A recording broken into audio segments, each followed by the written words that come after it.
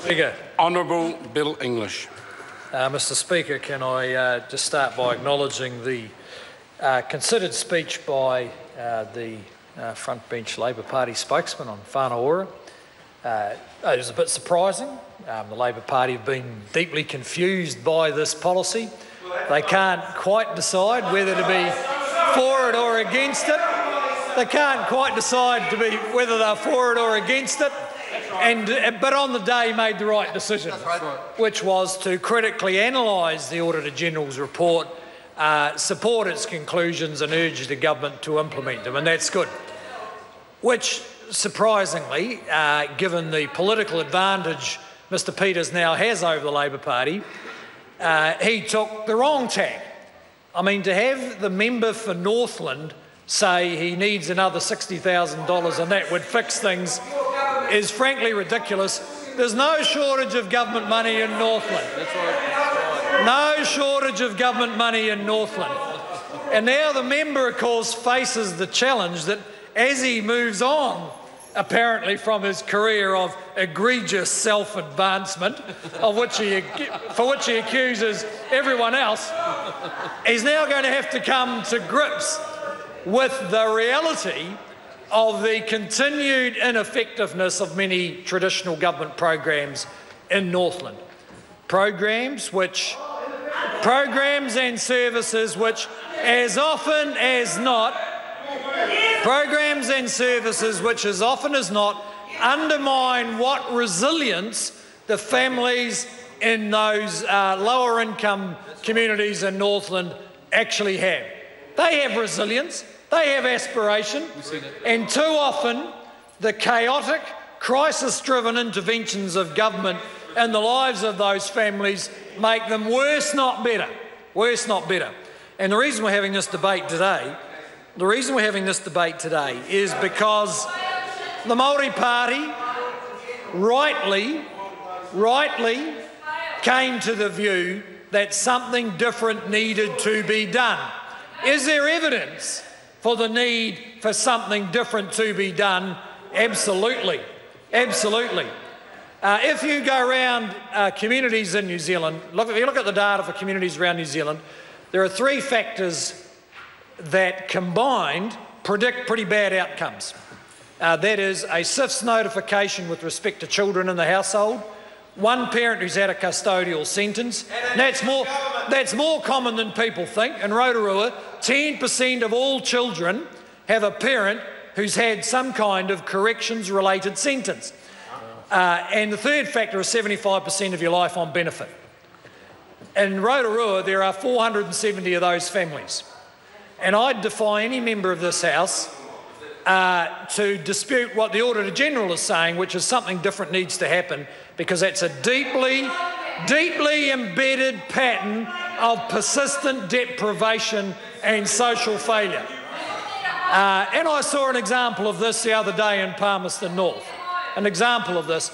A household, a video of the male from a household, which had had in 12 months 161 calls to the police station. 161 calls. Now we know that that is a sign not just of great expense for every one of those calls and the concern about the welfare of the parents and the children in that household. We know that it shows all sorts of other problems which are long-running and intergenerational, but also it denotes a pretty miserable household and having an impact on a community that's very negative. The interventions that have gone with, in that case, the Whānau provider, mean that in the 6 or 8 months since they started, there's been no phone calls to the police. Wow. None. That's a dramatic shift. It's making a difference. And I wouldn't mind betting if you went and looked at that family's interaction with public services for the last 20 years, it would be regular, it would be crisis-driven, it would be chaotic, it would be very expensive, and what we know is a lot of it hadn't worked. And that's why the government has backed the approach embedded in Whānau. Now, the Auditor-General's report draws attention to the nature of the spending. And we could go to that in a bit of detail, but one of the ironies here, of course, is that one reason there was significant administrative cost was to absolutely ensure that the money could be tracked so that it could be demonstrated that it was used carefully. For instance, the requirement that a number of whānau ora providers didn't like, and nor the families, that the government had to give, if it gave money to a whānau, it had to be to a legal entity. Yes, a bureaucratic compliance requirement, but I can guarantee that if that wasn't there, New Zealand First would be ranting about that today. They'd be saying, why did you just give money to some individual citizen out there? Aren't all 4 million of them entitled to the same thing? Well, that would have been a fair question. The other issue that's come up is around evaluation. And it's interesting to hear New Zealand First taking the same argument as officials who don't want anything to change. And that argument goes like this. How can you put that program in place when it hasn't been evaluated? Well, the answer is because it didn't exist. That's why. And if we followed that argument, we'd just stick with the programs which we know consistently fail. So, Mr. Speaker, part of the money in here has actually been to set up the evaluation to find out whether it has an impact. And, Mr. Speaker, in that respect, can I say this? Whānau ora has been subject to more audits, more examination, more testing of outcomes, more oversight than any social program.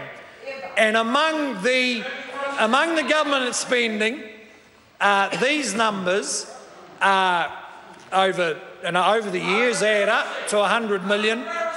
Over that period, we've spent billions on programs that have been unexamined. No, I wouldn't say unaudited, they've certainly been audited, have been subject to high-level oversight and are not subject to anything like the expectation they'll have an impact as whānau ora is. I read through here and the Auditor-General was criticising the outcomes framework. Well, if we knocked on the head every government program that doesn't have an outcomes framework, we would have been in surplus 5 years ago. Because most government spending has not had an outcomes framework, and that's why we're changing it. Because a lot of it has no obvious intent to make an impact. It's got well-intentioned people, it's got providers who can lobby and get the media and who do really care. It's just that it doesn't make much difference. And whānau ora is a program which, the only one I know of actually, from its inception, has been required to make a difference to the lives of people who desperately need that difference. Absolutely. And in some cases they have. And in some cases the value for money in year one of a program and year two of something new with quite a different view, cutting across the way traditionally government is organised, quite a different aspect on our families and communities. In some cases that money may not have been applied in exactly the best way. We accept that. The government accepts the recommendations of the Auditor-General. We've made changes back in 2013 which deal actually with a number of the Auditor-General's issues, though not all of them, and we'll make sure that that contributes. But I invite every member of Parliament to look at this, and I welcome today the considered debate from most parties, except New Zealand First, and there's one challenge for them. Show us what difference they are going to make in Northland, and what's the magic new recipe. That's what we want to hear from them. How can we settlement? All we heard today is don't do this. All we heard today is don't try and work with families to help them stand on their own 2 feet. Somehow, somewhere there's some other magic recipe that's going to fix Northland. And you know what?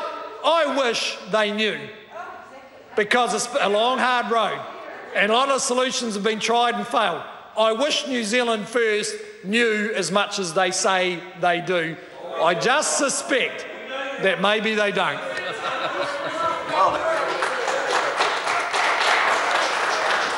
Adrian.